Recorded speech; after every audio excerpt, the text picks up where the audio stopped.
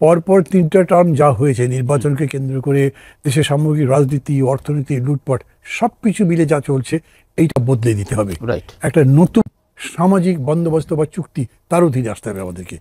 এই প্রক্রিয়ার মধ্যে জামাত ছিল না। জামাত আন্দোলন করেছে, যে যার মতো করে আন্দোলন করেছে, পজিটিভ নেগেটিভ আমি বলছি না, কিন্তু যে সংস্কার প্রক্রিয়া এই দলগুলো মিলে করেছে তার মধ্যে জামাত ছিল না, ফলে তারা এখানে নেই। এইটা অ্যাবসলিউটলি আলাদা ফেনোমেনা। এবং এই জন্য আমি বলছি, আমরা যদি কেউ মনে করি যে আজকে আমি যা ভাবছি এটাই চূড়ান্ত, তা নাও হতে পারে। এমন হতে পারে যে আপনি আইসবার্গের টিপটা দেখছেন, ভেতরটা দেখেননি। আপনি ভালো করে যদি আগে দেখতেন তাহলে তো এটা ভাবতে পারতেন যে এরকম হতে পারে।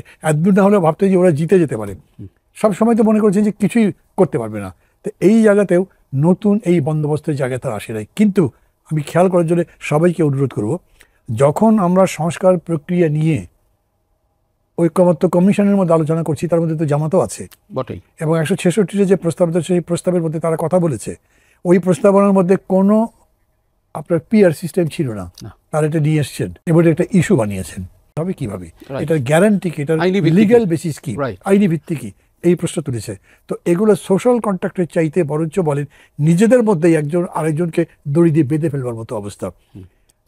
ঐকমত্য কমিশন তথা সরকারও মনে করেছেন যে হ্যাঁ একটা আইনি ভিত্তি লাগবে। আমরা যখন বলছি আপনি প্রপোজ করেন এটা কি আইনি ভিত্তি হতে পারে, আমরা রাজি আছি, আইনি ভিত্তি দেবো না কেন। লিগাল ফ্রেমওয়ার্কের আন্ডারে পাকিস্তানি ইলেকশন হয়েছিল, কেউ সই করতেও পারে না কোনো আইনি ভিত্তির কথা। এখন সব বলা হচ্ছে, সবই মারছে, তারপরে ওই জায়গাতে আছে। ফলে এই প্রক্রিয়ার মধ্যে জামাত আছে অথবা তার রিফ্লেকশন ঢাকা বিশ্ববিদ্যালয়, এই কথা বলবার কিন্তু কোনো জায়গা নেই। এইটা হচ্ছে একদম আলাদা জিনিস। হচ্ছে এরকম কি পারে, যেটা সাহিত্য বললেন, এটা কেউ কেউ আমাকে বলেছেন, যদিও এইটা আমি মানে ওরকম করে বলবো না যেরকম করে তারা বলছেন। ডাকসুর সাবেক ভিপি হিসেবে ঢাকা বিশ্ববিদ্যালয়ে ছাত্র শিবিরের এই ধরনের উত্থান, এটা কি আপনার কল্পনায়ও ছিল? প্রথম কথা হলো এই যে বারবার বলছেন না ডাকসুর সাবেক ভিপি হিসেবে, আমি বেশ বিব্রত বোধ করছি। আমি দেখলাম কি কয়েকদিনে আমার মতো ইম্পর্টেন্ট পার্সোনালিটি টিভির মধ্যে আর কেউ নেই টিভির জন্য। কারণ এই যে পড়ছে ওর মানসিকতা তো আমি জানি না। আমি আমার ছেলে, সে এখন পাশ করেছে, চাকরি করে, তার বয়স 33-35 হয়ে গেছে, কিন্তু যখন স্কুলে পড়ে 8-এ 9-এ, তখনই তাকে আমি দেখেছি আমাকে খুব মনোযোগের সঙ্গে হেমন্তের গান শুনতে দেখে বলে যে এইসব গান শুনে তুমি বিপ্লব করতে চাও, সমাজ পরিবর্তন করো, এত স্লোগান। মানে ওদের চিন্তাই আলাদা। আপনি খেয়াল করেন এই বয়সের ছেলেরা রবীন্দ্রসঙ্গীত শোনে না, কিন্তু নজরুল গীতি সম্পর্কে তাদের ধারণাই নাই। তাদের সঙ্গীতের জগৎ, শিল্পের জগৎ, সাহিত্যের জগৎ সম্পূর্ণ আলাদা। অতএব ওরা কি কি ভেবে আসলে ভোটটা দিয়েছে তা হয়তো বুঝতে আপনার পুরো বছরও লেগে যেতে পারে। এমনি একটা কথা বলি, আজকে সন্ধ্যার পরে নবনির্বাচিত রাসূল ভিপিজিএস আমার সঙ্গে আমার অফিসে দেখা করতে গেছেন।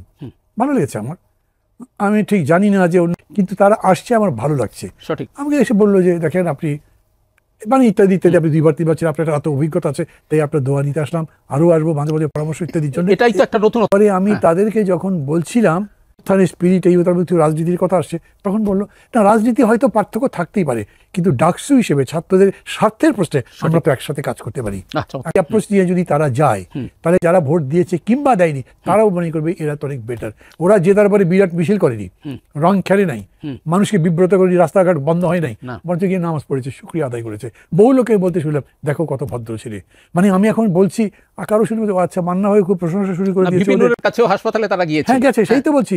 আমি বলছি যে অনেকে বলতে পারে যে আচ্ছা প্রশংসা শুরু করে দিয়েছে, কিন্তু আপনি একটা ভালো জিনিসের প্রশংসা না করলেই সেটা যে আটকে থাকবে এরকম তো না। আপনার ব্যবহার যদি ভালো হয়, আমি বলি বা না বলি, শান্ত এটা বুঝবেন, এটা উনিও বুঝবেন, না বোঝার কি আছে, আপনার সাথে মিশলেই তো বুঝবেন।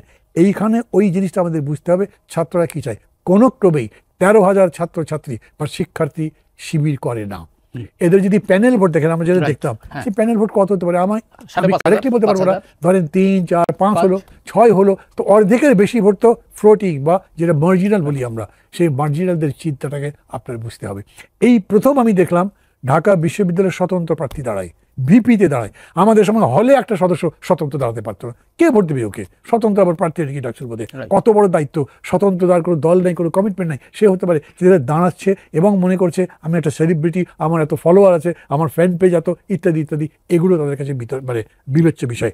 আমরা যে আইটি জেনারেশন এখন দেখছি, এইটা আমরা আমাদের সময় দেখি নাই। এই জন্য আমি মনে করি অনেক কিছুই নতুন করে ভাববার আছে। এই যেগুলোর কথা বললেন সেগুলো তো তারা ডাকসু নির্বাচনে তাদের বিজয়ের পরে করেনি, আগে থেকেই করছে। কিন্তু এতে তারা যে চাঙ্গা হবে সেটা বুঝতে তার এটা শিশুও বোঝে। সঠিক। যেভাবেই হোক শিবিরের বিজয় যে বেশ বড় অংশে জামাতের বিজয়, এটা না বোঝার কি আছে। তাদের রাজনৈতিক দর্শন বা ইত্যাদিতে এগুলো তো একই, সেইটা হবে। কিন্তু তারপর আমি একটা কথা বলি, আমি দেখছি যে জামাত কিংবা শিবির, একই অর্থে বলছি আমি, এরা অনেক কুল, অনেক ক্যালকুলেটিভ। যেমন আমি মানে একটু অপ্রাসঙ্গিক মনে হতে পারে আপনাদের কাছে, এই সময় ডাকসু নির্বাচন হতে পারবে বা এটা হবে, কর্তৃপক্ষ সিদ্ধান্ত নেবে, আমি তা মনে করিনি।